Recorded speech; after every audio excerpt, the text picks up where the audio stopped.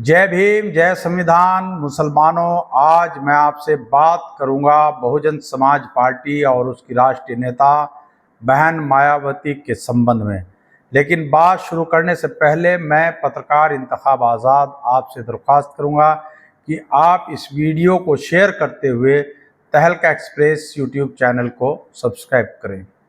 साथियों, मैं आपसे ये कहना चाहता हूँ कि जब मैं कहीं भी जाता हूँ या किसी माशरे में बैठता हूँ और वहाँ पर सियासी चर्चा होती है, तो सियासी चर्चा में तमाम राजनीतिक दलों का जिक्र आता है और वहाँ पर एक आयरन लेडी बसपा की राष्ट्रीय अध्यक्ष बहन मायावती का जिक्र भी आता है।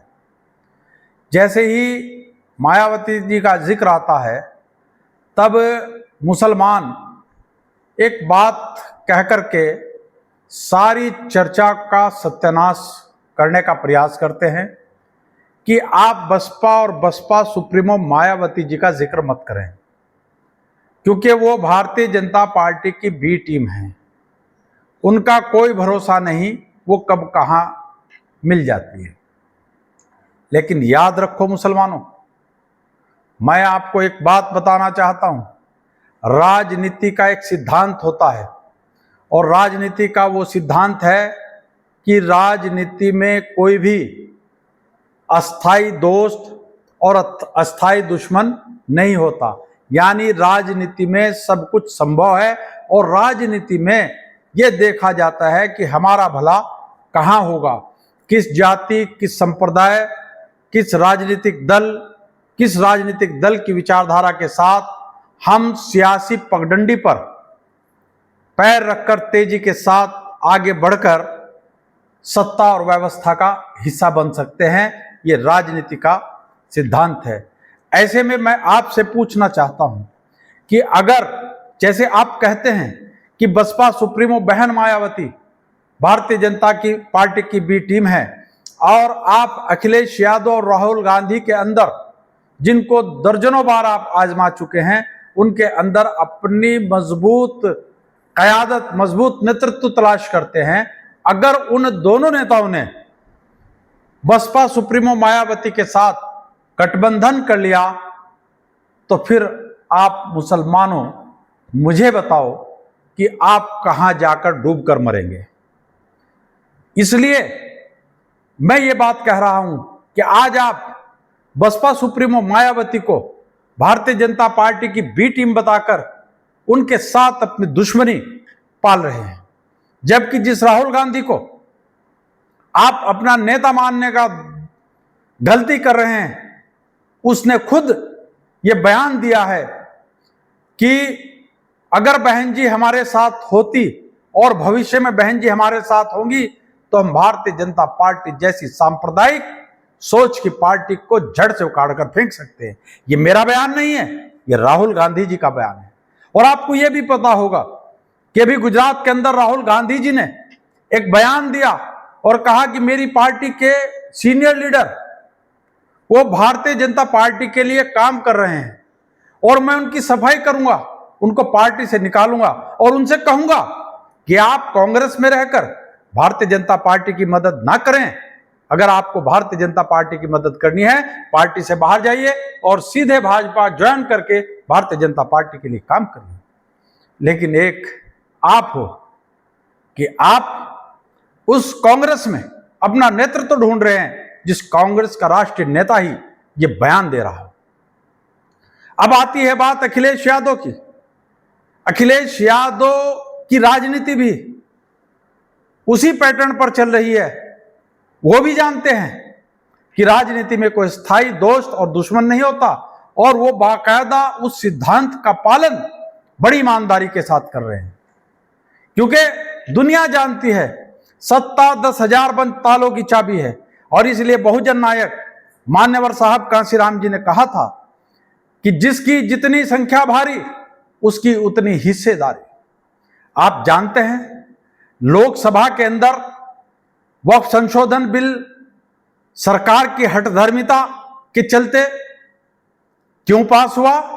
वो इसलिए हुआ कि लोकसभा के अंदर आपके सदस्यों की संख्या 0 थी और विपक्ष की जो सत्ता पक्ष है उसकी सदस्य संख्या ज्यादा थी। और सदन में आइडियोलॉजी के साथ साथ संख्या का खेल होता है। जब वहां मतदान हुआ तो हाथ उठवाया गया, जिसके समर्थन में ज्यादा हाथ उठे वो कानून, वो बिल पास हो गया, और जिसके विरोध में कम हाथ उठे वो फेल हो गया। इसीलिए जब वक्फ संशोधन बिल का मामला आया और जो प्रस्ताव विपक्ष के लोगों ने रखे थे वो इसीलिए गिर गए कि उनके साथ सदस्य संख्या ज्यादा नहीं थी।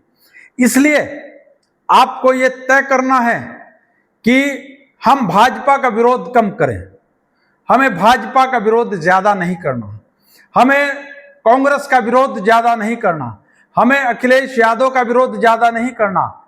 हमें सिर्फ एक पैटर्न पर काम करना है, एक रणनीति पर काम करना है कि वो कौन सा गठजोड़ हो, वो कौन सा गठबंधन हो, किस राजनीतिक विचारधारा के साथ हम चलें और उस राजनीतिक विचारधारा के साथ चल के हम इलेक्शन से पूर्व एक ऐसा गठबंधन करें कि उस राजनीतिक दल के मतदाता और हमारा अपना मत दोनों मिलकर लोकसभा, राज्यसभा और विधानसभा उनके अंदर हमारे सदस्य ज्यादा से ज्यादा जीतकर कैसे जाएं। क्योंकि जब तक हमारे या हमारे समर्थक सदस्य किसी भी सदन के अंदर नहीं होंगे तब तक हमारा सत्यानाश होता रहेगा और हम यूं ही चीखते चिल्लाते जुल्म का शिकार होते रहेंगे। तो इसलिए मैं आप लोगों से ये बात कहता हूं कि राजनीति के उस सिद्धांत पर अमल करो कि यहां कोई अस्थाई दोस्त और दुश्मन नहीं होता। अब आप ये देखिए, आप जो कहते हैं कि बसपा सुप्रीमो मायावती तो भारतीय जनता पार्टी के साथ गठबंधन कर लेती है, मैं आप लोगों से पूछना चाहता हूं, अगर बसपा की राष्ट्रीय अध्यक्ष मायावती जी ने राजनीतिक सिद्धांत का पालन करते हुए भाजपा से समर्थन लिया या भाजपा को समर्थन दिया, मगर मुस्लिमों, दलितों, बहुजन समाज और बहुजन महापुरुषों की विचारधारा पर किसी भी तरह की आंच आए बगैर वो आगे बढ़ती रही, तो इसमें आपको तकलीफ क्या है? राजनीति में कौन किससे गठबंधन नहीं करता? आपको सहारनपुर की ही बात बताता हूं। मरहूम रशीद मसूद ने कहा था कि कांग्रेस एक खूनी पंजा है, अगर मैं भी कभी कांग्रेस के लिए वोट मांगू तो मुझे भी वोट मत देना। लेकिन वही मरहूम रशीद मसूद ना केवल कांग्रेस के टिकट पर राज्यसभा में गए बल्कि एपीडा के चेयरमैन भी बने। इमरान मसूद आज जो कयादत करते चिल्लाते हैं, उन्होंने जब जब ये महसूस किया कि तुम्हें सत्ता कहां से मिल सकती है, ज्यादा वोट कहां से मिल सकती हैं, तुम किस तरह राजनीति में चमक सकते हो, स्थायी बने रह सकते हो, तो उन्होंने तब गिरगिट की तरह रंग बदला। उन्होंने कांग्रेस को कोसा, कांग्रेस में गए, चुनाव लड़ा, कांग्रेस की हवा खराब देखी, समाजवादी पार्टी के अखिलेश यादव के आगे गिड़गिड़ाए, आशु मलिक के सामने गिड़गिड़ाए और समाजवादी पार्टी के लोगों को गिड़गिड़ाए। लेकिन जब उन्होंने कोई तरजीह नहीं दी तो फौरन पैंतरा बदला और मेयर के चुनाव में पिछड़ों का हक मारते हुए वो बहुजन समाज पार्टी में शामिल हो गए और मेयर के टिकट बहुजन समाज पार्टी से अपने भावज को लड़ा। लेकिन जब उसने देखा कि यहां भी काम नहीं चल रहा तो फिर उसने पैंतरा बदला और पैंतरा बदल के कांग्रेस और सपा का जो गठबंधन था उसके तहत वो कांग्रेस के बड़े नेताओं के सामने गिड़गिड़ाए, माफी मांगी, नाक रगड़ा और साम दान दंड भेद की नीति अपनाते हुए कांग्रेस में शामिल हो गए। और जिस मायावती को आप भारतीय जनता पार्टी की टीम बताते हैं, उसी मायावती के मतदाताओं को संविधान का झांसा देकर, बाबा साहब डॉक्टर अम्बेडकर के संविधान की प्रति हाथ में लेकर वही इमरान मसूद फिर से कांग्रेस में गए और दलित मुस्लिम समीकरण पर सांसद बनकर बैठ गए। तो इसलिए मैं आपसे कहता हूं कि आज भी अगर तुम्हारे लिए कोई मजबूत व्यवस्था है और आज भी तुम भारतीय जनता पार्टी जैसी सांप्रदायिक शक्ति के साथ लड़ सकते हो, तो याद रखना बाबा साहब डॉक्टर भीमराव अंबेडकर का संविधान, दलितों पिछड़ों का साथ तुम्हारे सम्मान और सुरक्षा की गारंटी है। लेकिन अगर आप ये दुश्मनी पालोगे कि कहीं भी जिक्र आए कि नहीं जी बहन मायावती तो भारतीय जनता पार्टी की भी टीम है, कौन सी भारतीय जनता पार्टी की टीम नहीं है? बाबरी मस्जिद पर पहला हथौड़ा मारने वाले और बलात्कार के आरोपों के चलते बस भाजपा से निष्कासित सच्चिदानंद साक्षी महाराज को मुलायम सिंह यादव ने राज्यसभा के अंदर भेजा। बाबरी मस्जिद को तोड़ने के जिम्मेदार एक दिन के सजा याफ्ता कल्याण सिंह के साथ मिलकर समाजवादी पार्टी ने चुनाव लड़ा। और आप लोगों को याद होगा राजनीति के उसी सिद्धांत का पालन करते हुए जब सन 1987 में मलयाला के अंदर मुसलमानों का कांग्रेस की सरकार में कत्लेआम हुआ, तब जनता पार्टी के राष्ट्रीय अध्यक्ष आज के कट्टरवादी हिंदुत्व नेता डॉक्टर सुब्रमण्यम स्वामी ने सुप्रीम कोर्ट में जाकर कांग्रेस के खिलाफ रिट दायर की थी, क्योंकि उनको उस वक्त मुसलमानों के वोट की जरूरत थी। राजनीति में अपना फायदा देखा जाता है, राजनीति में अकड़ फूंक करके एक ही जगह कील ठोक कर नहीं बैठा जाता। राजनीति में देखा जाता है कि किस जाति, किस समुदाय, किस राजनीतिक दल के साथ हम गठबंधन करके पार्लियामेंट के अंदर या विधानसभा के अंदर अपनी संख्या बढ़ा सकते हैं। और आज की तारीख में अगर आपके पास कोई मजबूत विकल्प है, उसका नाम बहुजन समाज पार्टी, क्योंकि 22% वोट उनका है, 22-23% वोट आपका है। अगर ये 22-23% वोट आप संगठित कर लेते हैं, इसको गठबंधन करके दलित मुस्लिम पिछड़े का गठबंधन बना लेते हैं, तो छोटे मोटे लोग इस गठबंधन में सत्ता की मलाई चाटने के लिए आपके साथ ऑटोमेटिक खड़े हो जाएंगे। और जब वो आपके साथ आएंगे तो आपका सदन के अंदर बोलबाला होगा, और तब किसी अमित शाह या किसी नरेंद्र मोदी की हठधर्मिता नहीं चलेगी कि संविधान से ऊपर जाकर के आपके खिलाफ ट्रिपल तलाक का बिल ले आए, आपके खिलाफ यूसीसी ले आए, आपके खिलाफ एनआरसी ले आए, आपके खिलाफ वक्फ बोर्ड संशोधन बिल लेकर के आ जाए। आपको संख्या बढ़ानी पड़ेगी। और मैं फिर आपसे कहता हूं कि देश का 95% हिंदू भाईचारे में विश्वास रखता है, अमन पसंद है, वो सब सांप्रदायिक सद्भाव के साथ आगे बढ़ना चाहते हैं। लेकिन चंद 5% मुट्ठी भर कट्टर हिंदुत्ववादी लोग इस देश को तोड़ना चाहते हैं, इस देश को बर्बाद करना चाहते हैं, हिंदू मुस्लिम की खाई पैदा करके यहां पर हिंदुत्व का बोलबाला चाहते हैं। ये सिर्फ 5% लोग हैं। 95% देश का हिंदू, चाहे वो मीडिया से जुड़ा हो, चाहे राजनीति से जुड़ा हो या आम मतदाता हो, वो कभी नफरत नहीं चाहता, वो कभी सांप्रदायिक दुर्भावना के साथ काम नहीं करता। ये 5% लोग हैं और इनको आप कैसे रोक सकते हैं? इनको रोकने का एक ही विकल्प आपके पास है, और वो है दलित मुस्लिम गठबंधन। और दलित मुस्लिम गठबंधन की अगर आज की तारीख में संपूर्ण भारत में सबसे बड़ी कोई नेता है तो उसका नाम आयरन लेडी बहन मायावती जी है। आपने पिछले विधानसभा चुनाव, लोकसभा चुनाव में भर भर करके वोट अखिलेश यादव को दिया है। 111 विधायक विधानसभा में लेकर के बैठे हैं और 37 सांसद लेकर देश की तीसरे नंबर की सबसे बड़ी पार्टी का तमगा लेकर के अखिलेश यादव बैठे हैं। लेकिन वक्त संशोधन बिल हो या रामजी सुमन का बयान हो, किसी बयान पर अगर कहीं कोई सफलता अखिलेश यादव को मिली हो तो मुझे बता दें। वो कहीं भी आपको सुरक्षा और सम्मान नहीं दिला सकते। लेकिन अगर आपका गठबंधन मायावती के 22%, 23% मतदाता के साथ हो गया, 20-22% आपके पिछड़ा वर्ग आपके साथ, सैनी, साक्य, मौर्य, जाट, गुज्जर, ये तमाम लोग आपके साथ खड़े हैं, तो मैं यकीन के साथ कह सकता हूं मुसलमानों, इस देश में संविधान का राज होगा। और संविधान का जो प्रियम्बल, जो प्रस्तावना कहती है समानता, स्वतंत्रता, न्याय और बंधुता का राज, वो आपके सामने होगा।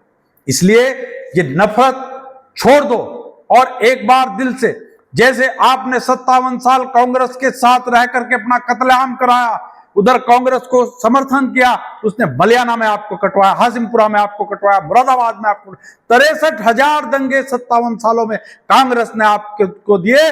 और कांग्रेस की सरकार ने बाबरी मस्जिद तोड़वाई, राजीव गांधी ने वो ताला खुलवाया और जवाहरलाल नेहरू ने मूर्तियां रखवाई थी और नरसिम्हा राव ने उस पर बुलडोजर चलवाया था। तो इसलिए मैं कहता हूं कि आपने कांग्रेस को भी 57 साल तक समर्थन दिया, आपने अखिलेश यादव को भी कई बार अपनी मोहब्बत से नवाजा और उसको सत्ता की मलाई चटवाई, लेकिन वह आपका नहीं है।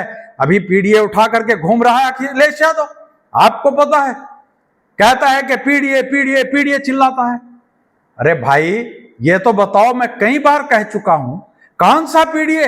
111 विधायक आपके पास, दलित मुस्लिम पिछड़ा वर्ग का कोई विधायक आपको नहीं मिला कि आप उसको जाकर के नेता प्रतिपक्ष का पद दे देते? आपको सिर्फ माता प्रसाद पांडे मिले हैं जिनको नेता प्रतिपक्ष मिला। कहां के पिछड़े हैं माता प्रसाद पांडे जी?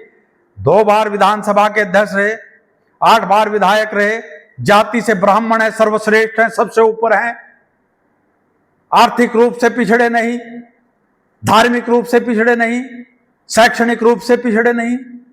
आपको कोई 111 विधायकों में कोई ऐसा विधायक दलित मुस्लिम पिछड़ा नहीं मिला कि जिसको नेता प्रतिपक्ष? ये धोखा दे रहे हैं आपको, इनके धोखे में मत आए।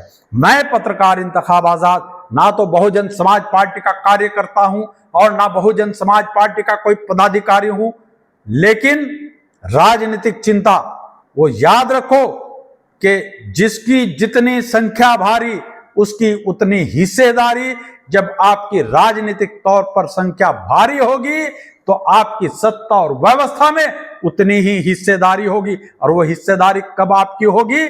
जब बहुजन समाज पार्टी का 22-25% वोट, 20-22% वोट आपका, ये 44-45-46% बैठता है और मोदी को पूरे भारत में 36% वोट मिला है। उससे ज्यादा तो आप वैसे ही हो रहे हो। अगर ये व्यवस्था आपके पास होगी, बहन मायावती जैसा मजबूत नेतृत्व आपके पास होगा, तो पत्रकार इंतखाब आजाद डंके की चोट पर कह सकता है आपके ऊपर कोई जुल्म नहीं कर सकता, आपको कोई आतंकवादी घोषित नहीं कर सकता, आपके साथ राजनीतिक, सामाजिक, आर्थिक और व्यवस्था के आधार पर कोई भेदभाव नहीं कर सकता। इसलिए नफरत को छोड़ो। जैसे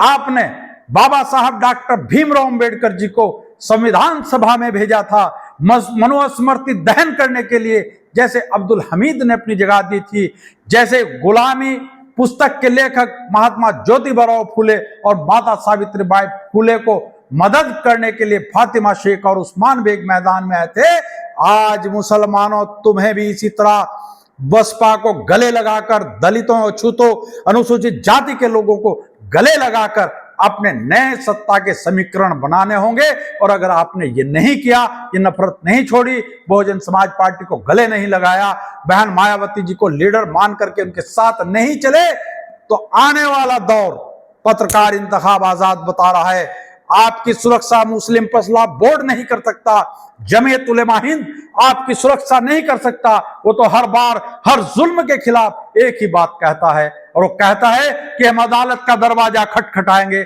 लेकिन अदालत का दरवाजा तो आपने बाबरी मस्जिद के केस में भी खटखटाया था, आपको क्या मिला? आपने खटखटाया था, आपने मलियाना केस में भी खटखटाया था, आपको क्या मिला? मुरादाबाद हत्याकांड पर भी खटखटाया, क्या मिला? हाशिमपुरा के कांड पर भी खटखटाया, क्या मिला आपको? अगर आप कहते हैं कि मुसलमान को आतंकवादी बताकर कांग्रेस ने जेल में डाला और हमने 30 साल वो जेल में रहा और उसकी लड़ाई लड़ी, 30-35 साल बाद वो सलाखों के पीछे से बरी होकर के आया, कहां उसको न्याय मिला? वो तो जुल्म की चक्की में अपनी सारी जिंदगी बर्बाद कर दिया है। इसलिए आपकी लड़ाई अब इस देश में ना तो मुस्लिम पक्ष लड़ सकता और ना आपकी लड़ाई जमीयत उलेमा हिंद लड़ सकती। ये ऊंची जाति के मुसलमान सारे के सारे भारतीय जनता पार्टी के साथ समझौता किए हुए हैं कि जब तक गरीब पसमानदा मुसलमान पर जुल्म नहीं होगा तो इनकी रोजी रोटी संकट में पड़ जाएगी। इसलिए तमाम बातों को छोड़ो, तमाम गिले शिकवों को छोड़ो। एक बार आप बहुजन समाज पार्टी और मायावती जी को के साथ चल करके देखो, मैं यकीन दिलाता हूं कोई ताकत आपका उत्पीड़न नहीं कर सकती।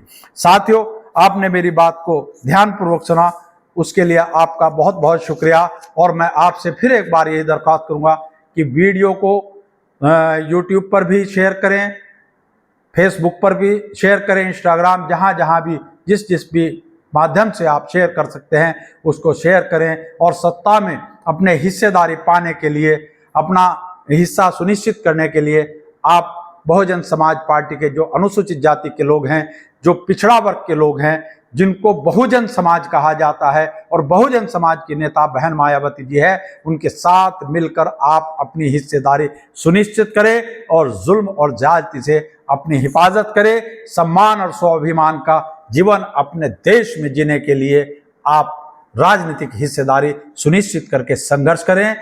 खुदा हाफिज।